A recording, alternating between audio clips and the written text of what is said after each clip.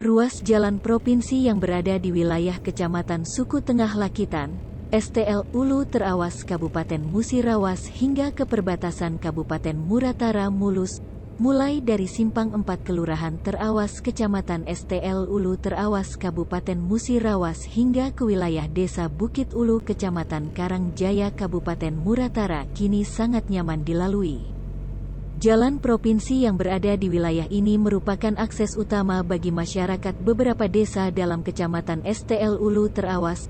Tak hanya masyarakat Musirawas saja, sebagian masyarakat dari Kabupaten Muratara, terutama warga Kecamatan Karangjaya, juga kerap melintasi ruas jalan yang tersambung dengan jalan provinsi di Kabupaten Muratara ini.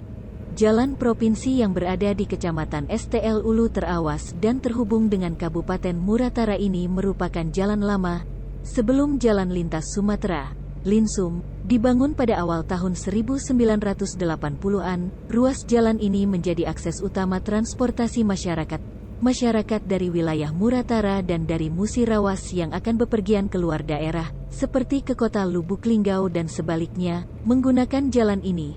Namun sejak Linsum dibuka, ruas jalan provinsi di wilayah Kecamatan STL Ulu Terawas yang terhubung dengan jalan provinsi di Kecamatan Karangjaya Kabupaten Muratara ini hanya digunakan oleh masyarakat lokal saja. Karena masyarakat dari arah Kecamatan Rupit Kabupaten Muratara menggunakan Linsum untuk bepergian ke arah kota Lubuk Linggau dan sebaliknya. Karena sudah lama dibangun, maka jalan provinsi di wilayah ini sudah beberapa kali diperbaiki karena rusak. Sebelum ini, di beberapa titik ruas jalan banyak yang rusak dan berlobang, sehingga cukup mengganggu kenyamanan masyarakat atau pengendara yang melintasinya. Namun kini, pantauan sripoku.com, Selasa, tanggal 16 November tahun 2021, kondisi ruas jalan provinsi ini cukup mulus, nyaris tidak ada lagi lubang-lubang jalan, mulai dari Simpang 4 Kelurahan Terawas hingga ke perbatasan kabupaten. Jalan provinsi yang berada di Kecamatan STL Ulu Terawas dan terhubung dengan Kabupaten Muratara ini merupakan jalan lama.